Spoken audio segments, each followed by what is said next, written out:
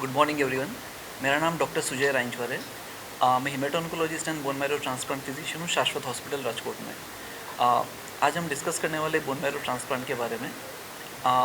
हमने recently first bone marrow transplant किया Saurashtra reason का। सो बोन मैरो ट्रांसप्लांट क्या होता है?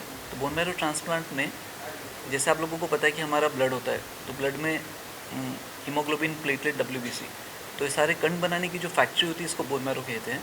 और हमारे बोन्स के अंदर का जो लिक्विड होता है तो उसके अंदर स्टेम सेल्स होते हैं और इस स्टेम सेल से बोन मैरो हमारे सारे सेल्स बनाता है। सो बोन मैरो ट्रांसप्लांट में हम लोग करते क्या है और ये क्यों करते हैं? सो बेसिकली जो ब्लड कैंसर्स होते हैं जैसे कि ल्यूकीमिया, लिम्फोमा एंड माइलोमा, तो ये डिसीज़ में काफ़ी बार हम लोग कीमोथेरेपी से कंट्रोल नहीं कर पाते। तो वैसे केसेस में हमें लाइक स्टेम सेल ट्रांसप्लांट या बोन मैरो ट्रांसप्लांट का हेल्प लेना पड़ता है। सो इससे हम लोग डिसीज़ को कंट्रोल करके पेशेंट को ठीक कर सकते हैं। सो अभी लाइक इसमें स्टेप्स जो होते हैं, तो सबसे पहला पॉइंट होता है कि पेशेंट फिट होना चाहिए एंड उसके पहले पेशेंट का डिजीज़ कंट्रोल में होना चाहिए। सो जो भी पेशेंट को कैंसर है जैसे कि ल्यूकीमिया, लिम्फोमा या माइलोमा, तो पहले पेशेंट को हम लोग डिजीज़ को कंट्रोल में लाते हैं जो कीमोथेरेपी या इम्यूनोथेरेपी देके। तो फिर सेकंड स्टेप होता है उसके बाद में कि पेशेंट का फिटनेस चेक किया जाता है। सो पेशेंट के फिटनेस के लिए सारे ऑर्गन फंक्शन टेस्ट किए जाते हैं और एक बार हमें लगता है कि पेशेंट फिट है, सारे ऑर्गन फंक्शन पेशेंट के ठीक है, पेशेंट फिजिकली मेडिकली ठीक है, सो उसके बाद में फिर नेक्स्ट स्टेप होता है स्टेम सेल कलेक्शन। तो स्टेम सेल कलेक्शन जो बोन मैरो ट्रांसप्लांट मैं आपको क्लियर करूँगा कि ये कोई सर्जिकल प्रोसीजर नहीं है बट एक मेडिकल प्रोसीजर है। सो काफ़ी लोगों को डाउट्स होते हैं कि it is a surgical procedure या फिर कोई सर्जरी करना पड़ता है, बट ये आज के टाइम पे एक मेडिकल प्रोसीजर है।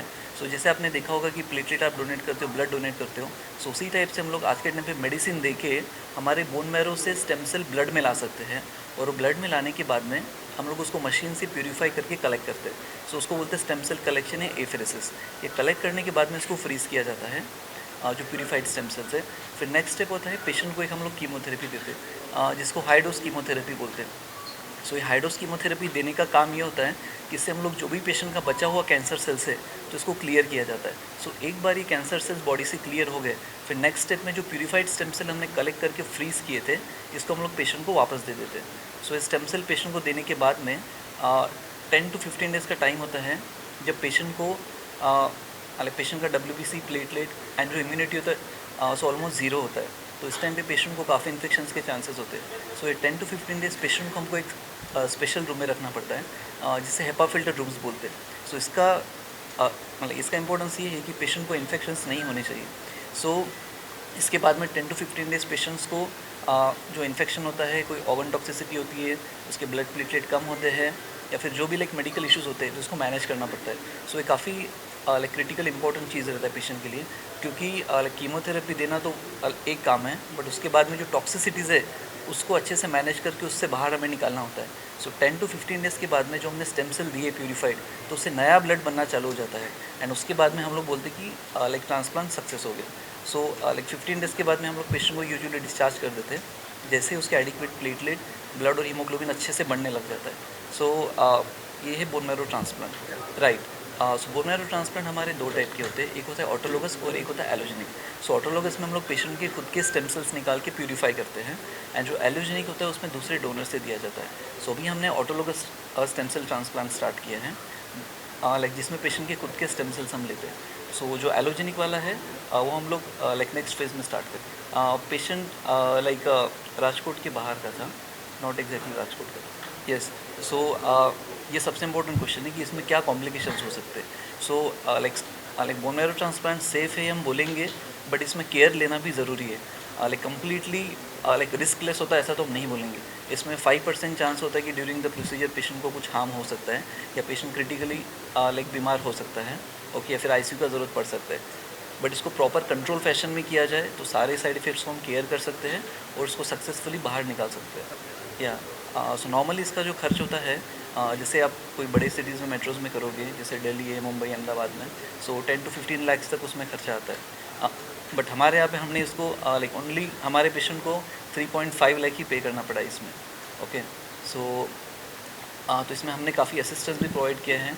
जो गवर्नमेंट स्कीम है उसके थ्रू भी हमने पेशेंट को असिस्टेंस प्रोवाइड किया है एंड हॉस्पिटल ने भी चैरिटेबल वे में काफ़ी असिस्टेंस प्रोवाइड किया है।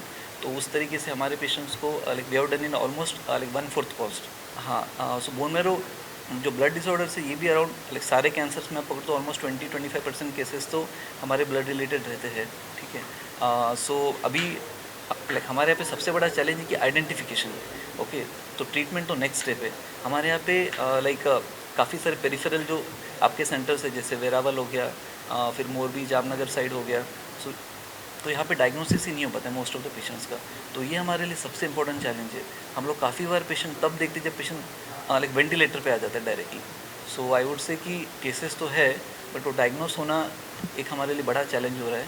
एंड उसके लिए भी हम लोग काफ़ी स्टेप्स ले रहे हैं।